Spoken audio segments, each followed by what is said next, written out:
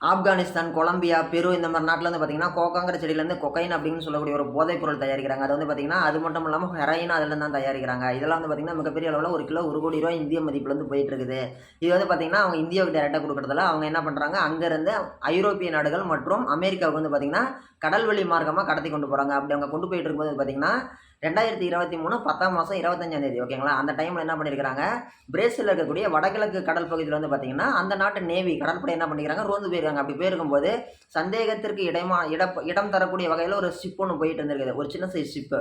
போட்ட விட கொஞ்சம் பெருசு. அது ஒரு சின்ன சைஸ் ஷிப்பு. குட்டி சைஸ் கப்பல்னு வச்சுக்கோங்களேன். அது போயிட்டு இருந்திருக்குது.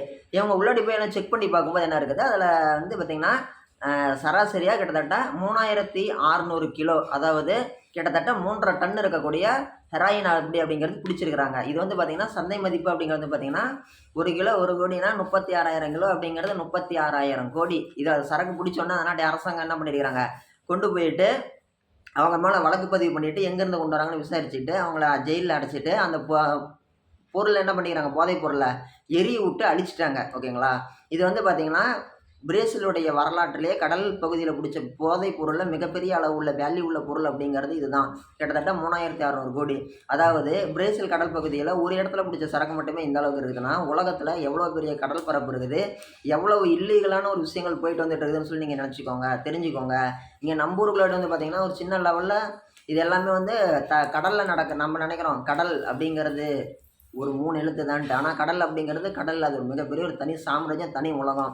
இங்க எப்படி தரையில ஒவ்வொரு ஏரியாவுக்கும் ஒவ்வொரு கேங்ஸ்டரு, ஒவ்வொரு டான் இருக்கிறாங்களோ, அதே மாரி வந்து பார்த்தீங்கன்னா, நிழல் உலக தாதாக்கள் இருக்கிறாங்களோ, அதே மாரி கடல் உலக தாதாக்கள் அப்படிங்கிறவங்க இன்னமும் இருந்துட்டு தான் இருக்கிறாங்க.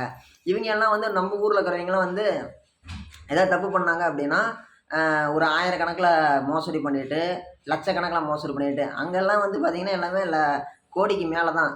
கோடிக்கு மேல தான் தப்பு. அதாவது செய்யக்கூடிய செயலினுடைய தன்மை அப்படிங்கிறது கோடிக்கு மேல தான் வேல்யூவேஷன் இருக்கிறதா பண்ணிட்டு இருக்கிறாங்க. இது எல்லாமே வந்து பார்த்தீங்கன்னா, மக்களுக்கு முழுக்க இடையூறு அப்படிங்கிறது குடுக்கறதுக்கோசரம் தான் பண்ணிட்டு இருக்கிறாங்க. ஓகேங்களா?